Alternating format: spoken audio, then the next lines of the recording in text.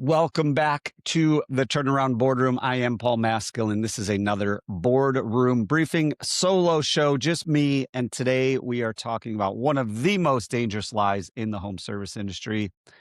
Busy is not profitable. So does this sound familiar at all? Your calendar is full, your technicians are running hard, the phones are ringing, Google reviews are coming in, yet cash still feels tighter than it should, especially with the revenue that you're actually bringing in. If any of that sounds familiar, this episode is for you. And just like the last episode, I want to be clear about what this is and what this is not. This is not about motivation. I am a fractional CFO. I try to remove the emotion from everything and just get into the reality of what the numbers are actually telling us.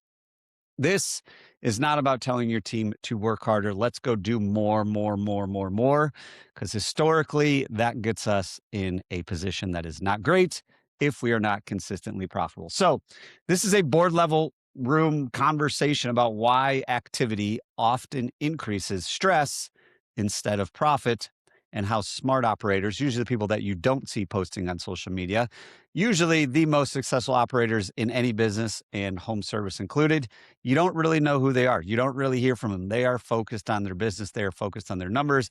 They don't care about all the vanity stuff. They don't care about social media. They don't care about how many vans they have on the road or what their top line revenue is.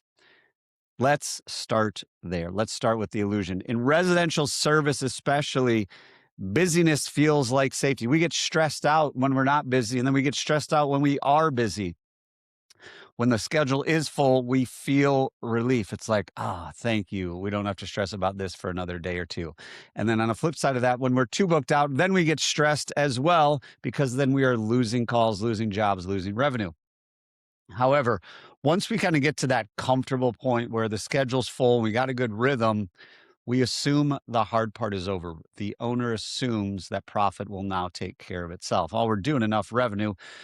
We've had this mindset all along that once I get to X, whatever X is, or once we get to 5 million, then it's going to be easier. Once we get to 8 million, it's going to be easy. Once we get to 10 million, it's going to be easy. But here's the thing. If it's not easy today, more revenue is not going to solve that problem. If technicians are booked solid and jobs are getting completed, how could the business not be making money? It seems like we know what we're doing. From the outside, it looks like we are. And this belief gets reinforced everywhere. We look at all the things. We hear it from our friends, family, neighbors. Wow, I see your vans everywhere. Wow, you guys are crushing it. Seems like you keep growing. All your Google reviews are great. The board is packed. Everyone in the company feels like, wow, these guys are making a lot of money.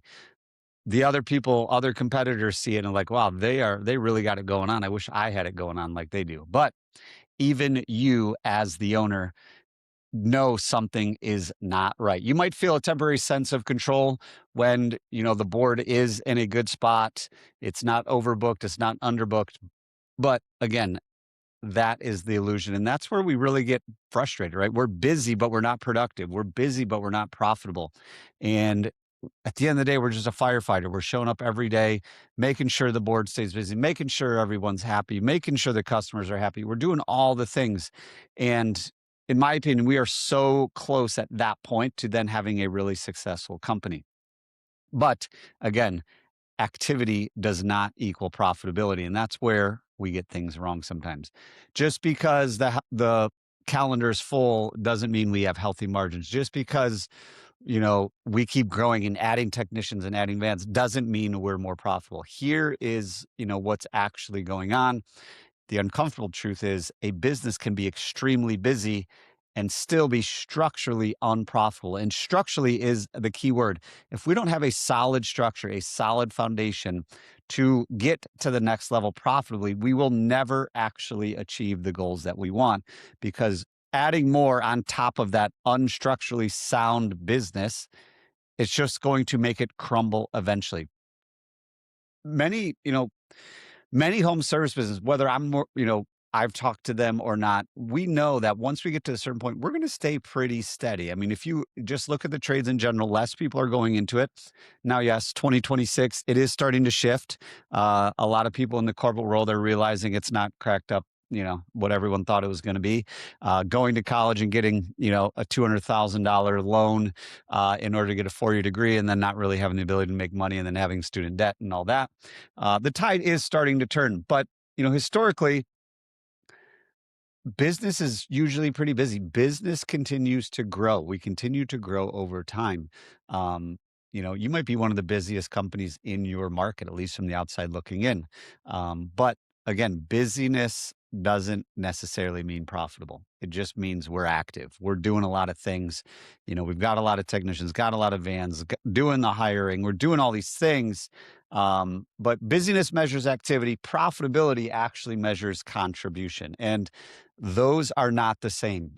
For most business owners, they feel, like I've said a million times, but once we get to a certain revenue point, then we'll have made it.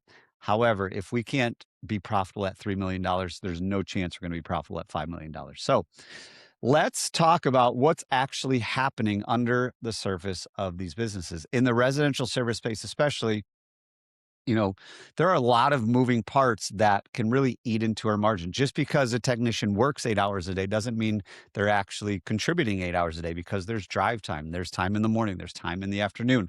Um, you know, and if we look at all the work we do, sometimes we're generating, and we might not know, but sometimes the hours are generating strong margin. Other times we're barely covering labor. We might have a few weak links that they're dragging everything down. And if we don't really know our numbers, many times a lot of those hours are quietly destroying our profit while making the business feel productive. We're doing all these things. Again, we're doing all the things that feels like what we should be doing. But if we're not profitable, or if we don't know our numbers, that's where we're going to get stuck. So we do not want to, we don't want to determine success based on how many people we have, how much revenue we're doing, how busy we are. We want to see profit. We want to see cash flow. That's how we're going to determine success. So,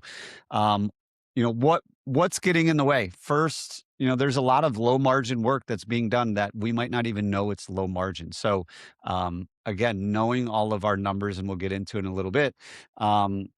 We need to know, what do we need to charge per hour? We need to know our non-billable rate. We need to know what it actually costs to send somebody out, because there are a lot more things than just what their wages are. We have workers' comp, we have payroll tax, we have unemployment insurance, we have vacation, we have 401k, we have health insurance, and all of the things that go in, especially on the service side of sending technicians out.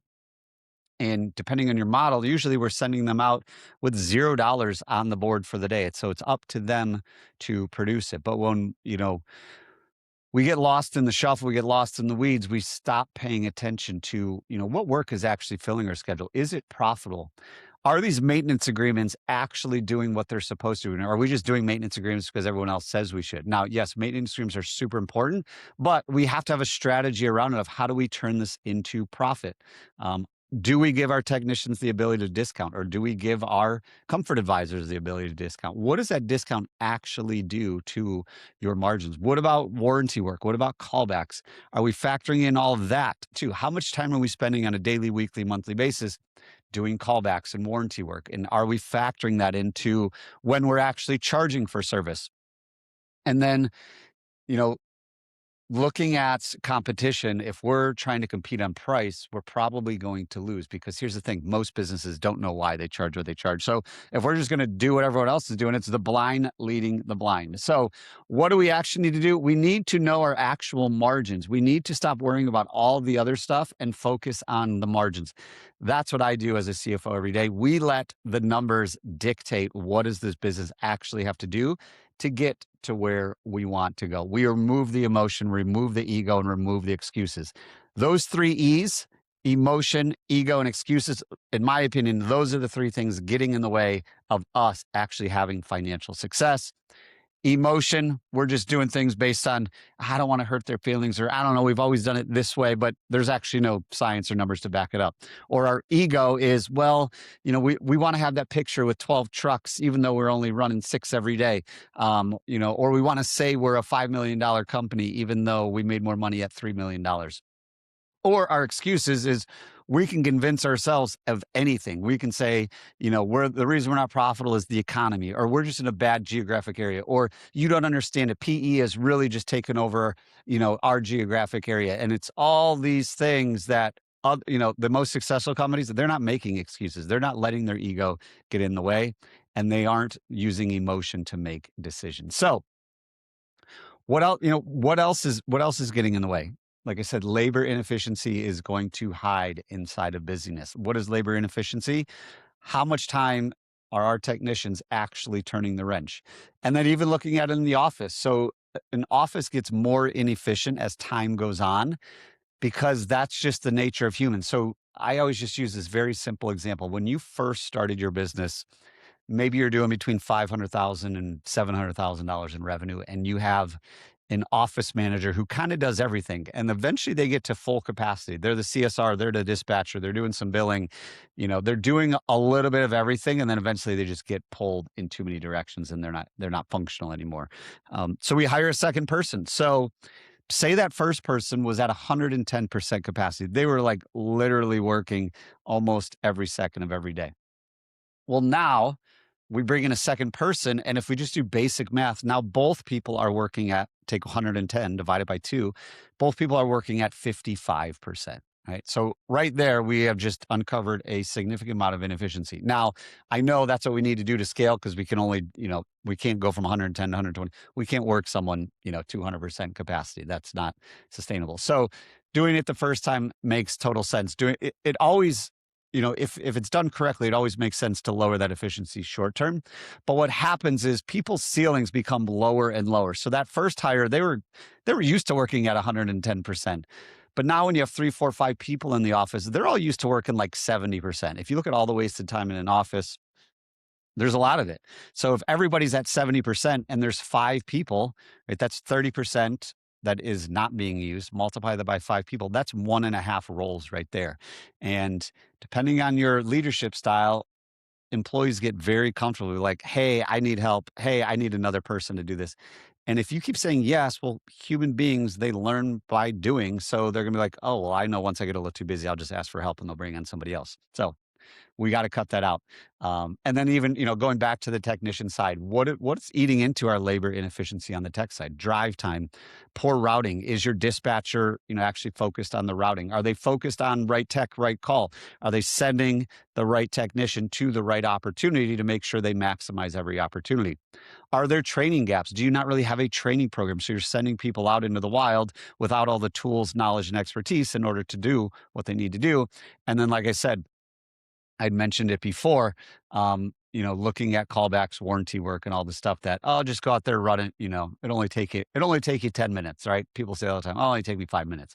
Yeah, but it's 30 minutes there. It's not 5 minutes when you're there. It's probably at least 30 minutes when you're there, even if it's a 5-minute fix, because you're parking, getting out, talking to the customer, checking everything else, doing the thing. And it's not just 5 minutes. Again, so first looking at our margins, what are the margins on all the work we're doing? Secondly, all the inefficiencies in our labor in the office, especially as we scale in the office, out in the field. And then third, we really want to look at the service mix. What type of work are we doing? What's the most profitable work that we actually doing? And is our marketing, is our training, and everything supplementing what we need to supplement? So, historically, most of our clients, it really doesn't matter the industry, whether it's garage doors, HVAC, plumbing, usually we'll have a service side. So it's usually service and maintenance. We'll have an install side where they're doing replacements. And then sometimes we'll have a construction side. Well, do we know the margins on each of those? Can we break it out in our QuickBooks to see, oh, construction's at this gross profit. Oh, installs at this gross profit. And then services at this gross profit. And then can we look at the closing rate of those? And then can we look at the job costing of all those? So making sure our mix of work is actually lining up with our goals, our team, our training, and everything like that. So those are really kind of the 3 big things. Again, we could spend another episode on each one of those, but first looking at the margins of all our work and making sure we're hitting our targets. When we say margin, we're looking at gross profit. What is gross profit? It's revenue minus cost of goods sold. cost of goods sold. Two main drivers are going to be your labor and then your materials. Secondly, just looking at the inefficiencies from a labor side, not even anything else, but just from a labor side, office and out in the field, slowly eating away our margins. And then third, just knowing our different mix of work, what are the margins on each, and how are we going to get to where we want to go. So combine all those factors, dangerous things happen, right? We were chasing the revenue for so long, and now we're at the point, in my opinion, where we really got to slow down, build a foundation so we can sustainably scale to the next level, which at first we need to build a solid financial foundation. So what happens when we combine all those factors and we are a big 3, 5, 8, $10 million company? The schedule's still going to be full. The team is going to be busy, but again, the margins are not going to be there. We still have to pay all of our overhead. We still have to pay all our payroll. We still got to pay all our marketing. So what do? We're like, well, everything still feels tight. So let's go get more revenue. So we're going to go get more revenue, more volume, and we're ignoring all the things we just talked about: labor efficiencies, our margins, and then our mix of work. We might be chasing the construction work because it's like, oh, it's $100,000. But if it's $100,000 at 20% gross profit, it's actually probably costing us money. So don't just chase the volume and the busyness and the revenue and the more technicians and the more vans just to try and solve the cash flow problem. If you do not know exactly where your margins are and you don't have KPIs and you don't know why you're at where you're at, getting more revenue will not solve the problem. It's just the easiest thing in our mind to do because we convince ourselves, well, if we just do more revenue, that more money will solve the problem. It's not going to solve the problem if we haven't fixed the structures and the foundations of the business. Instead of relieving pressures, it's just going to amplify because the foundation stays the same. Think about building a house again. If we have a weak foundation and we add another layer, another level, another floor, everything's going to get a little bit weaker. Everything's going to get a little bit weaker. And then we start putting Band-Aids on things. And then we're like, well, if we just build it high enough, eventually it'll be stable. If you think about it that way, it's impossible to happen. So what actually happens and why do owners feel trapped? When busyness replaces profitability, when that's the only thing we're looking at, what's going to happen briefly? The team's going to get burned out. It's like, I can only run so many service calls. When you start running that many service calls, what do they know? They're like, I just got to rush through these because I know I'm going to have another one after this. I know I'm not going to get home till 6, 7, 8 o'clock at night.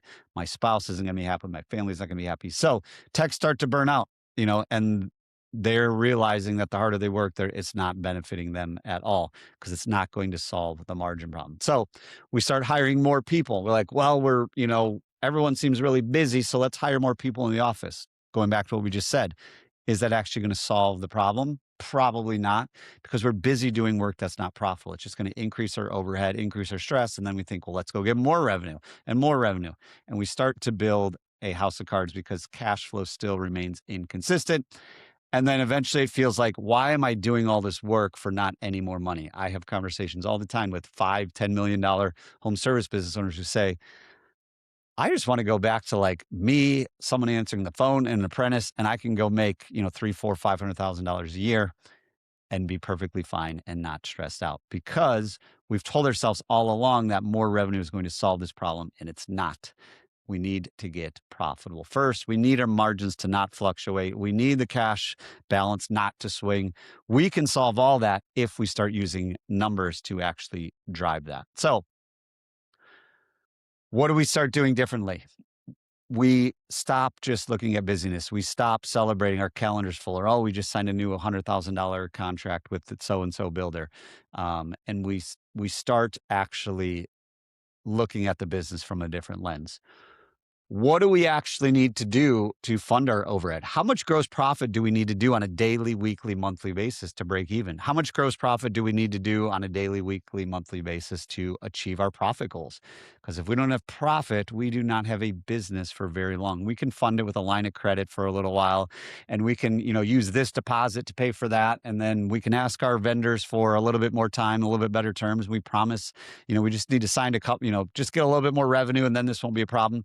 But it's always going to be a problem until we solve the solid foundation issue. So, like I said, what are the best operators doing? They're looking at the gross profit. They're looking at labor efficiency. They're looking at their mix of work and, what division and what are they actually producing and what do we need them to produce in order to get to where we want to go. If you can remove your emotion and your ego and your excuses and really start using the numbers to guide your business, you will be better off. Again, it's going to feel like you're slowing down. You're going to slow down to speed up. In my opinion, we're going to build a solid foundation so then we can get, say we're at 5 million, then we can get to 10 million. We're going to get there profitably. It's going to be more fun. It's going to be less stressful. There's going to be more money in the bank, and we're going to sleep better at night. So let's start asking better questions in order to get where we want to go. Again, we have to answer those questions honestly, removing our emotion, removing our ego, and stop making excuses of why you're not profitable and why more revenue will solve that problem. The best operators, owners, they do not care how busy the team is. They care how profitable the team is. They're focused on how much time are they spending? What's their closing rate? What's their average ticket? And they're tracking this on a regular basis. Their dispatchers know, their CSR knows how many calls they have to book, what type of calls they have to book. Their dispatcher knows how much revenue does each person have to do a day based on their skill set, based on where they're at, based on what type of work they're doing. That's what these owners are doing. They're slowing down to speed up. As the saying goes, slow is smooth, smooth is fast. You cannot get rich overnight. There is no get rich quick scheme in home service. There's no get rich quick scheme anywhere. It takes time, it takes discipline, and it takes asking the right questions and using numbers to guide your business. So if your company is busy and cash still feels tight, that means there is something wrong. Do not assume you just need more leads and more revenue. Understand that if everybody is working at more or less capacity and there's still not money in the bank, there is a systemic foundational issue with your business from a financial standpoint. Assume that you need better visibility into how work converts to profit, knowing all of your numbers and simplifying it as much as possible. When you can start to improve your margins, pressure is going to become a lot less. Like I said, you're going to sleep better at night. There's going to be more money in the bank. You're going to get better terms with your vendors because you can pay them earlier, which then helps your profit. And it really becomes a snowball in the right direction instead of the wrong direction. So lastly, if this episode resonated with you, if you want to discuss it further, if you want more information, if you want to dig into this, I encourage everybody to do so. But head on over to our website, thebluecollaradvisors.com. There you can learn more about how I work with owners, if you want to book a call, if that makes sense, there's no charge. We're just going to dig into your business, figure out where you want to go, what's working, what's not working, what's getting in the way of actually where you want to go. There's a pricing calculator there. So if you're not sure if you're priced right, you can download a pricing calculator.